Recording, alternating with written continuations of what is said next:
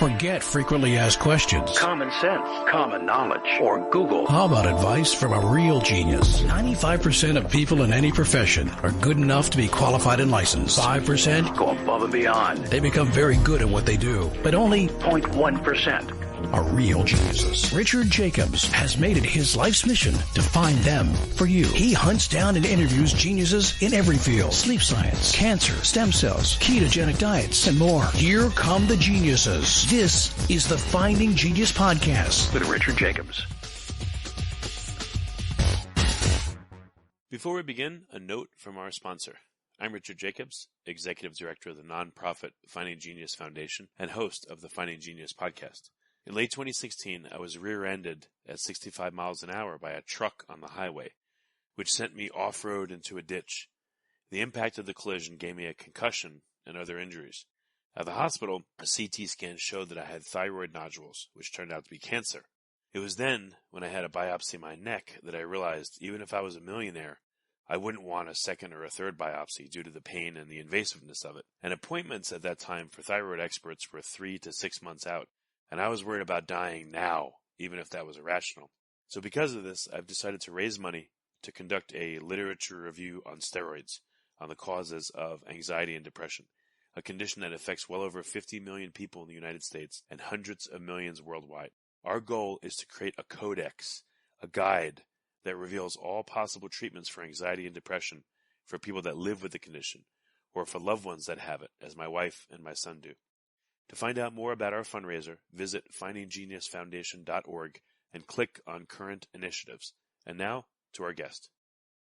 Hello, this is Richard Jacobs with the Finding Genius Podcast, now part of the Finding Genius Foundation. I have Liz Ross, PhD. We're going to talk about her practice that uses CBT, cognitive behavioral therapy, for chronic pain, stress, and anxiety.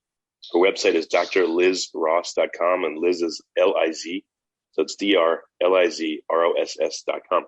Liz, thanks for coming.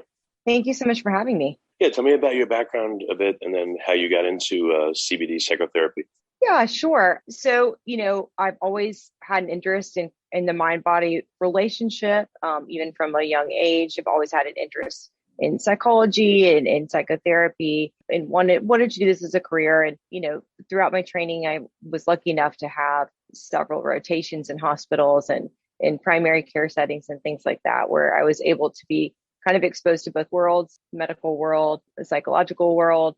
And then, after I graduated from grad school, I actually worked at a rehabilitation hospital called Tier Memorial Hermann. I worked there for 6 years, and I worked mainly on inpatient spinal cord injury, but was also working on the outpatient side, overseeing outpatient services for insomnia, pain, trauma, adjustment to major medical conditions, things of that nature. And so, I eventually decided that, it was time for me to kind of leave the nest and go out on my own and start my own practice, which has been incredibly rewarding. But I've taken, those experiences, those things with me and sort of molding my treatment and molding my care. Okay. And then what is CBT and how is it different from regular psychotherapy, if there is such a term? That's a good point, right? What is regular psychotherapy? And so CBT, cognitive behavioral therapy, is a treatment modality that's used for a lot of different conditions. I'm sure you've heard it before in relation to depression, anxiety, PTSD. And so what it means is it tends to be a more active therapy, more coping skills based. And so, what I tell people is, you're not going to come in session and just have somebody who's nodding their head along with what you're saying, right? I'm going to be collaboratively coming up with treatment goals, teaching you some skills in session, asking you to use those skills outside of session. And so, the main components of CBT, the first is the C, which stands for cognitive. And what that basically means is thoughts or thinking. And so, oftentimes I tell people your thoughts can be your friend or your foe. And what we want them to be is our friend, but sometimes that doesn't happen. And so the cognitive part is usually about trying to help people to reframe negative automatic thoughts into something that's a little bit more balanced, a little bit more helpful to them. That can look different depending on what the presenting issue or presenting problem is. But the basic idea behind the cognitive component is looking at thoughts and helping people come up with thoughts that are more helpful to them. The behavioral component, the B component, can look a little different, again, depending on what the presenting condition is. But a lot of times when we talk about something like anxiety or depression, what tends to happen is people's moods tends to decrease, their desired activities or makes them want to avoid some of those desired activities or activities that would be good for them. And so a lot of times the B component is just kind of helping people to kind of gain confidence and being able to engage in some of those things and be able to engage in activities that are rewarding and meaningful to them. I know that I'm sort of being a little vague and a little broad here when I'm talking about CBT, but those are sort of the main components that we work on. So for anxiety, depression, et cetera, what do you have to tweak? What's unique about it and the people that experience it versus other problems? Like, I don't know, my wife hates me type thing, or I'm depressed at work, et cetera. Yeah.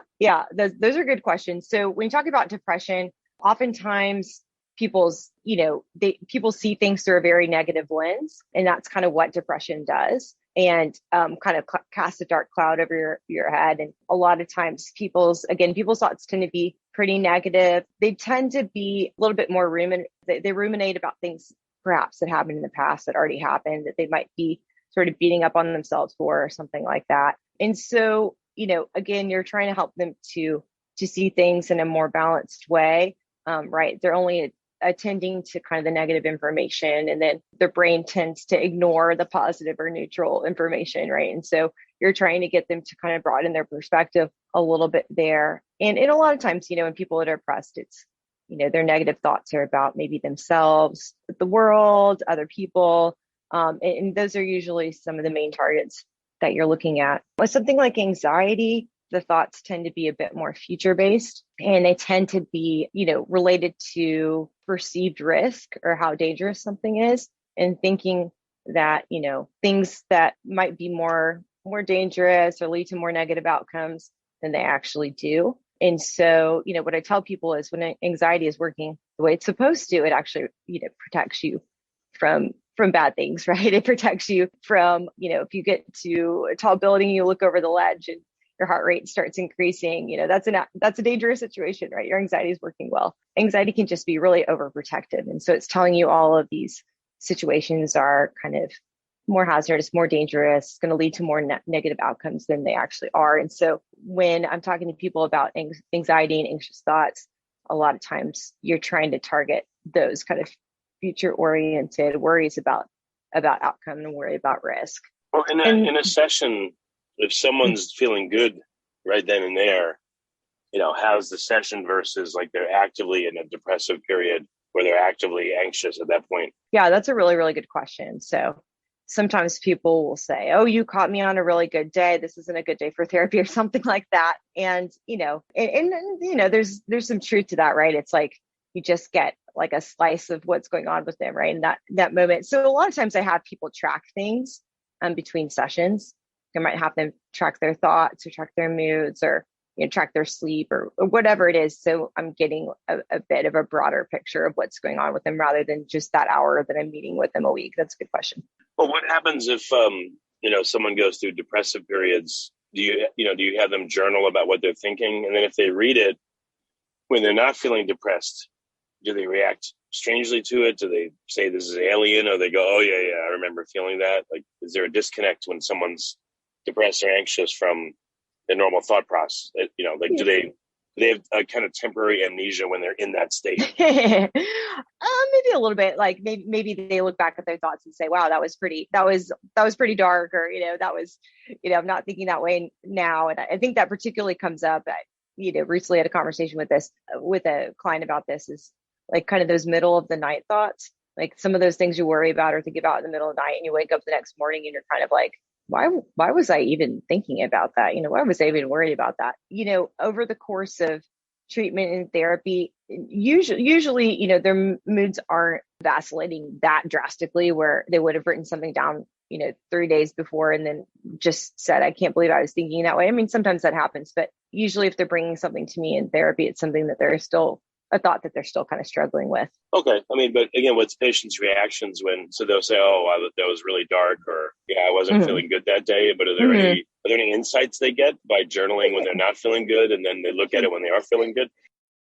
Before we continue, I've been personally funding the Finding Genius podcast for 4.5 years now, which has led to 2,700 plus interviews of clinicians, researchers, scientists, CEOs, and other amazing people who are working to advance science and improve our lives and our world. Even though this podcast gets 100,000 plus downloads a month, we need your help to reach hundreds of thousands more worldwide. Please visit findinggeniuspodcast.com and click on Support Us. We have 3 levels of membership from $10 to $49 a month, including perks such as the ability to see ahead in our interview calendar and ask questions of upcoming guests, transcripts of podcasts you're interested in, the ability to request specific topics or guests, and more. Visit findinggeniuspodcast.com and click Support Us today. Now back to the show. Sure.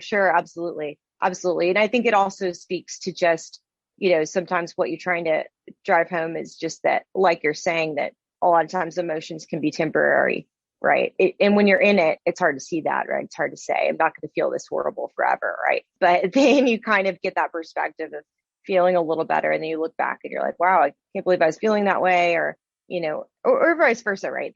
They're feeling bad and then they look at something where they weren't feeling as bad and kind of reminds them like, okay, I don't always feel this way. What about when they're in the throes of, a depressive or anxious episode? Are there any tips or tricks or things you can give them that they can look at or listen to or watch that would remind them that they felt good before and they're just in the middle of a storm, let's say? Absolutely. There's a number of different ways, and just kind of depending on the client and what they gravitate towards. But sometimes I'll have them create something like a coping plan or coping thoughts, or keep some of the things that we did in session somewhere where they can kind of look back at it. Yeah, that's a good point when they are feeling down. And it just kind of, again, depends on the client and what's going on with their moods. But it's not uncommon for me to have them either put something like that in their phone or have, we type out a physical piece of paper together where they can refer to it, so that, kind of, I think what you're alluding to is sometimes when you're in that state, your judgment's a little clouded and it's hard to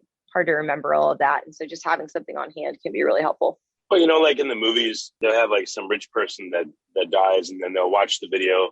If you're watching this video, it means I'm dead. Like, is there an analog for people depressed or anxious? Like, if you're watching this video, it means that, like them talking to themselves, it means that you're depressed right now. And I mean, would something like that work? Where they talk to themselves and keep it ready for when they feel down? I haven't done anything like that necessarily, like recordings before. I guess it's not a bad idea, especially if somebody is, maybe more visual or auditory. It's usually something written down they can go to. There's also some interactive app that people use sometimes that might have a variety of things on them. It might have pictures. It might have, coping thoughts, things to take their mind off them, distract them from whatever's going on. It might have some meditations or mindfulness exercises. So again, there's lots of different options out there especially for clients that periodically struggle or really struggle outside of session. It's nice to have something like that on hand. Yeah. And when, what's the evolution of, I know everyone's different, but a typical client, what's the first session like, and how many sessions does it take till they see progress, and what does progress look like? Like, what are, some customer journeys or client journeys that you're aware of that are common? Yeah, that's a good question. And I get asked it pretty frequently. And, I hope people don't get too frustrated by my somewhat vague response. But, first session tends to be a little different. And I try to give everyone that disclaimer, where first session is just a lot of information gathering and getting to know someone. I try to send a lot of questionnaires even before the first session, just so I have some sort of background and, the person doesn't feel like we're wasting time or anything like that. But, first session, sometimes it bleeds into second session too, but more often than not, it's first session is that. And then from there, I like to start off with just some education on whatever the treatment is. It's generally speaking, a lot of times it's CBT, but not always. Sometimes there's other treatments that I'll introduce as well. And I think you gave an example earlier, and I forgot to mention it. If somebody's having, let's say, difficulties with a relationship or a spouse, then the treatment focus is probably going to be a lot more on communication skills and conflict resolution and things like that, right? Rather than working on thoughts and behaviors and whatnot. But, usually what happens is then I'll, psychoeducation piece. And then I tend to get into the skills piece pretty quickly because I know that's what people want. They're coming to therapy for, they're spending time and money and all those resources on it. And so I try to get into skills really quickly. Everyone works at a little bit of a different pace and everyone's coming with different issues. Some people are just very, straightforward. One issue, for example.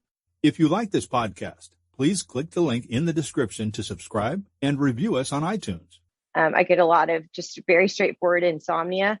And those people, assuming that they're very motivated and sticking with treatment and utilizing the skills, they tend to get better pretty quickly.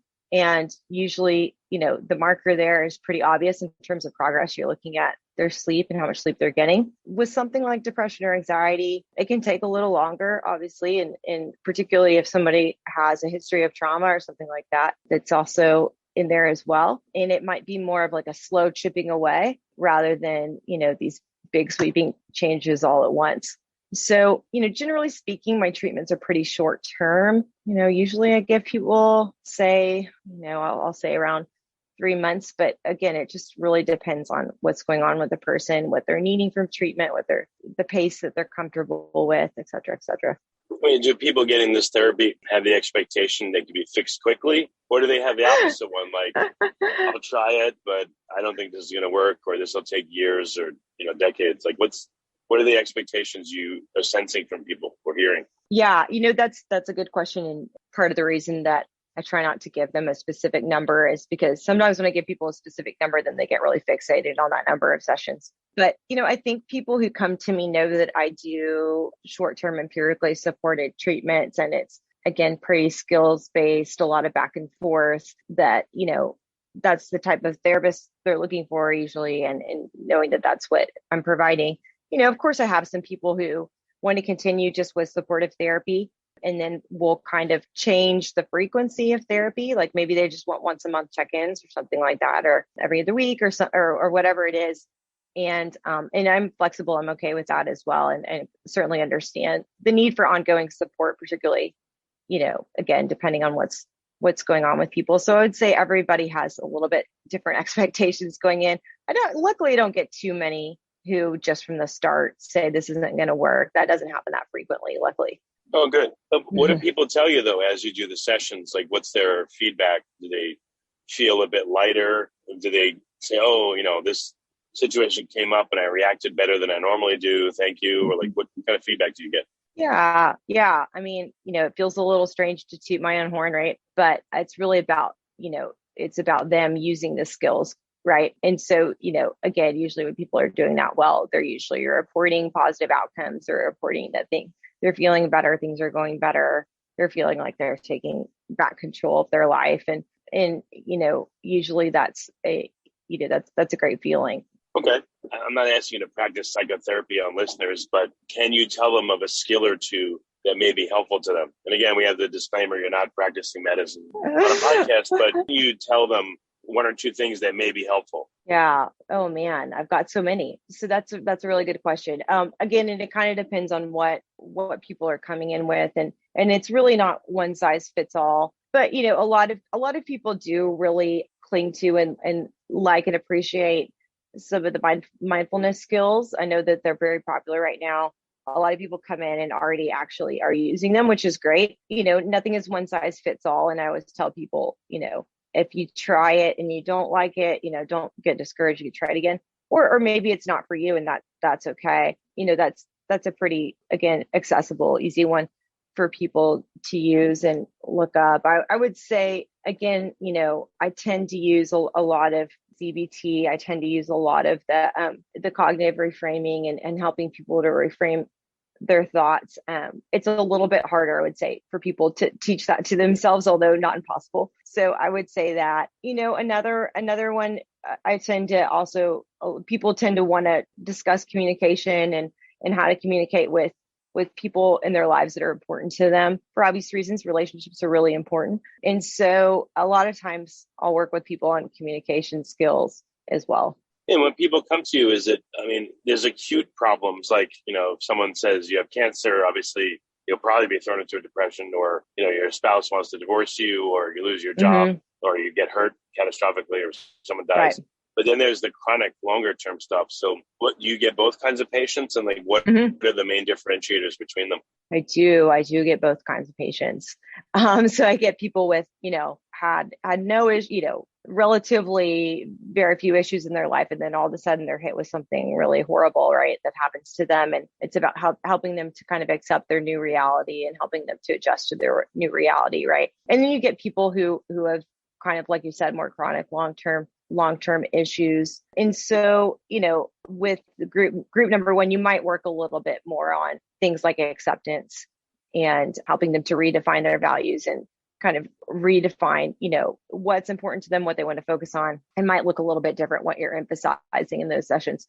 People with more chronic issues, again, you might use kind of more traditional CBT type of things, coping skills, more kind of concrete things like that. Oh, but for the acute people that are experiencing all of a sudden a big hardship, like the skill set is very different, or? Yeah, I guess it just kind of depends on the individual, to be honest with you. But, so in just, if you're looking at overall trends, you just might tend to use some more things, along the lines of acceptance and values-based treatments when you're talking about helping people kind of adjust to something all of a sudden. But you can also, use some of the other skills that I mentioned for the chronic folks and vice versa. So, it's hard to say. I really like to individualize treatment to the person rather than, before they walk in the door, are already prescribing what I'm going to do with them. And then sometimes it also takes a course, right? You get to know someone better. New things come up, or they just start, maybe opening up to you a little bit more. And so you might change course a little bit with treatment, or start focusing on something a little bit different. Well, there are archetypes of the people that you see as patients. There are typical 3, 4, 5, 7 different flavors of problem that people have you could speak to. That's a good question. As much as there are there are definitely similarities, right? You kind of hear similar things from people struggling with certainly certain disorders, and give example of, chronic pain or insomnia. You certainly hear a lot of similarities. And I've actually, created some manuals for those folks based on those similarities and what I'm hearing their problems are. At the same time, everyone's a little bit different. And so what you don't want to do is just treat everyone exactly the same, and recognizing that there are nuances, and that, people's presenting problems can look a little bit different, and you might have to tweak your treatments a little bit. Okay. I don't know, are there any stories of patients? I know you can't give too many details, but are there any stories that stick out to you or you remember for some reason or another? I don't know, you got like a super exciting result with somebody, or something they were going through was just, I don't know, it just really hit you. Any things that you remember that you could talk about? Yeah, I know. it is challenging to answer this question without giving any identifying information away, right? So yeah, there've been so many people, and I feel like it is such a privilege that I get to do what I get to do, because I do see so many people improve and better their lives and make these huge changes. It's incredibly rewarding, and it's also incredibly rewarding to have people trust you trust you with their health and with their information and all of that. And really seeing some people, go from, just sort of so depressed that they weren't, leaving their house, to really getting back into a life worth living, into what they, wanted to be and wanted to do. And it's very rewarding.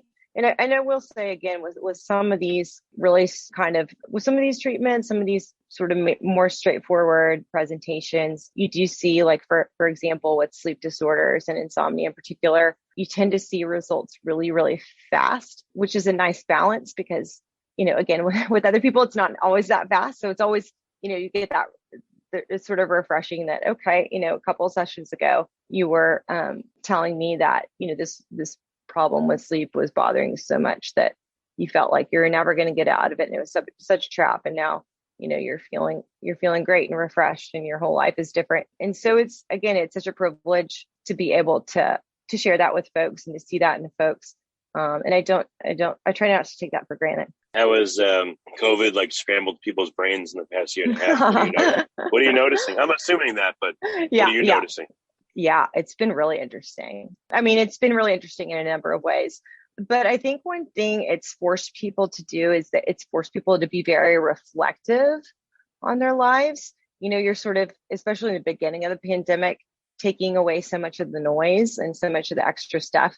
And then people are looking at their own relationships, their jobs, the things that are important to them, and kind of taking a step back and saying, is this really what I want? Right? Am I really happy and satisfied with this? Or have I just been so busy, that I didn't take the time to think about it or reflect on it or notice it. And then also, the things that have been talked about, I know a lot in the media and whatnot, there's been sort of a shift in personal boundaries. People are feeling like, there's not a lot of boundaries between work and their personal life if they're working from home, or, people might assume that you're working at all hours and that you have nothing else going on in the evenings or weekends because there's been limited social activity and whatnot. And I think that part's been a big struggle for people. People might not have spent as much time at home or spend as much time, with certain members of their family. And that might put some strain on some of those relationships. Those have been some of the main things that have come up. Obviously, social isolation has come up a lot, but on the other hand, it has opened some doors, certainly, to telehealth and video therapy and all of these things. And now there's an organization called PsyPAC, which has helped to enact some legislature, which has allowed some people to practice if they get a certain designation, they're allowed to practice telehealth across state lines. So, there have been some positives as well, but certainly been an interesting point in history to do what I do for a living, because I'm seeing things that I wasn't seeing before. Well, are you monitoring like kind of the zeitgeist of patients? What do you notice last March versus last November versus January versus now?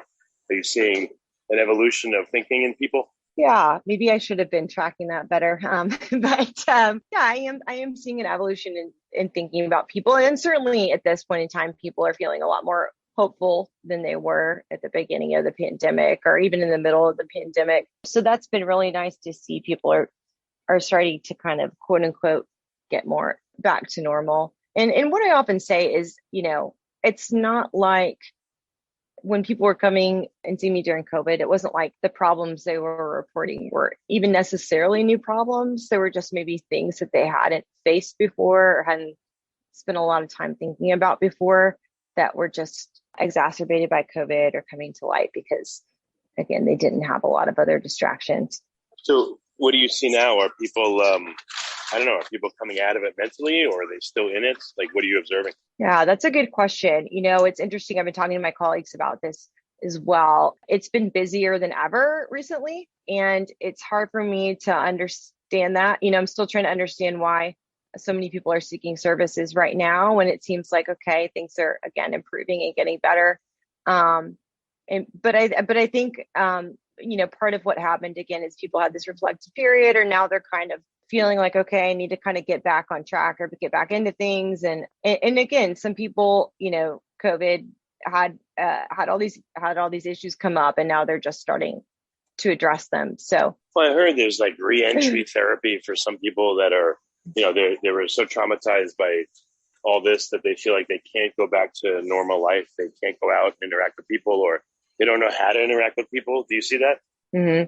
Yeah, I've heard that as well. I guess I've seen that to some degree in my practice, or just people being maybe reluctant to re-engage in some of those things, for better or worse. Or, if they already struggled with something like anxiety, and then you haven't been out in a year, that, the anxiety is probably going to be a bit worse than it was. And then, different things. And then, of course, some people have a lot of health fears and health concerns around COVID as well. And so, those things are still true. People are still struggling with that. Yeah, it's maybe getting personal and stuff like that, but like either you or the therapist, do you notice that? I mean, I'm sure you probably see a range of responses, like some of the therapists are more scared than others or less scared. But in your conversations with them, do you notice anything in how they're interacting with their own patients, if they're scared or if they're not scared? Or like, how do you, as a therapist, you got to keep your own emotions going and in check and everything. So how does that affect you and like your cohorts and stuff, the people you work with? What are you noticing? Yeah. Well, particularly during COVID, right? Because we're all kind of under the same experience, right? We're all kind of dealing with the same things, right?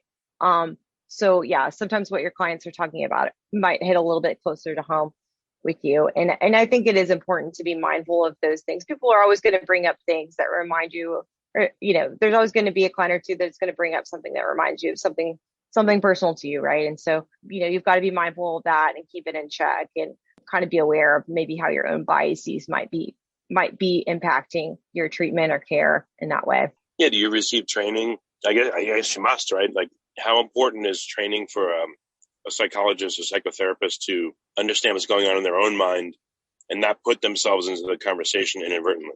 Yeah, I do think that, we do receive training in graduate school on that.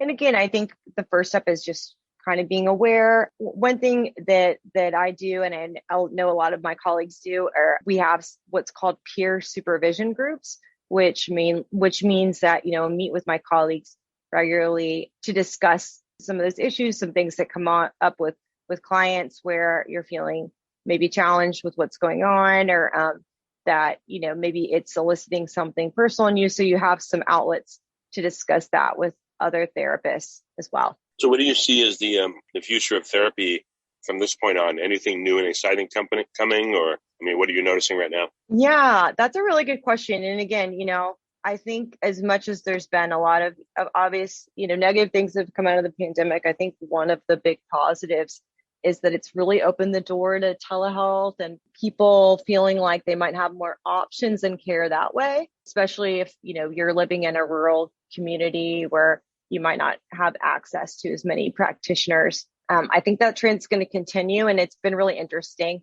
Some people, might even at this point kind of go back and forth with one day they'll do a video session, one day they'll do in person. And so I do think that it's opened a lot of doors to that. I think there's also been a bit more, it's destigmatized mental health a bit, because there has been so much news coverage about COVID's impact on mental health. And I think a lot of people, like you were saying, were struggling, maybe people who hadn't had a lot of experience before with, depression, anxiety, whatnot. And so it's, there's been a little bit of a reduction in the stigma and seeking help and seeking services. Oh, that's good. Yeah, that's very good. Are you, how long have you been doing therapy for, by the way? Oh gosh, that's a good question. Let's see. I've been doing therapy. So it's an interesting question because when you're in graduate school, they have you start seeing clients pretty soon. So I would say I saw my first client probably like in 2009. So, and of course that was under the supervision of a psychologist. So, I've been licensed for, I'm trying to think, probably 8 years now. Hopefully I'm not misquoting that, but around that amount of time. Yeah, no, well, I was going to ask you, what have you noticed from when you started to now? How have people changed, or have they changed at all? Yeah, that's a good question. It's a question maybe you should ask someone if they've been a therapist for like 40 years. Yeah. You probably get real juicy answers, but it's good enough. What did you notice? Obviously, there's been more of an emphasis on social media and how that's been impacting mental health, particularly among my younger clients. I'm hearing about that a lot. That's certainly been a big trend. And again, just expectations around therapy and how it's conducted. Everything's just really shifted to electronic and virtual, and that's been a big shift. There have been some, even since I've been in grad school, there have kind of been newer treatment modalities that have come out that have been more emphasized than they were in the past. So there's always going to be, it's always going to be a dynamic field, and they're always luckily still doing research and still making progress in that regard. So in terms of what people are presenting with, again, I don't know that there do tend to be sort of sometimes trends for diagnoses, and I think it's really more about just awareness and how much, again, coverage some of these diagnoses get in the media, and then people become more aware and then seek services. But other than that, people, a lot of similarities as well, a lot of similar issues that people were struggling with when I first started seeing patients that are still coming up today. Okay. And now that telehealth has, freed up a lot of people, where can you help people? Is it all over the US or only certain states? Yeah. If you want to reach out to you, how do they do it and where can they come from? Yeah, that's a really good question. So my physical office is located in Houston, Texas. However, again, there's ongoing legislature in terms of PsyPAC states. And so it's constantly changing, but I can look up and read you some of the states that are currently PsyPAC participating states. And since, I do have this designation, I'm allowed to conduct telehealth in those states. Arizona, Colorado, Delaware, DC, Georgia, Illinois, Maryland, Missouri, Nebraska, Nevada, New Hampshire, North Carolina, Oklahoma, Pennsylvania, Tennessee, obviously Texas, Utah, and Virginia. So again, it's been kind of neat having clients all over the country as well. Well, very good. Well, Liz, thank you for coming on the podcast. I really appreciate it. Thank you so much for having me. Appreciate your time. If you like this podcast, please click the link in the description to subscribe and review us on iTunes. You've been listening to the Finding Genius podcast with Richard Jacobs. If you like what you hear, be sure to review and subscribe to the Finding Genius podcast on iTunes or wherever you listen to podcasts. And want to be smarter than everybody else? Become a premium member at findinggeniuspodcast.com. This podcast is for information only. No advice of any kind is being given. Any action you take or don't take as a result of listening is your sole responsibility. Consult professionals when advice is needed.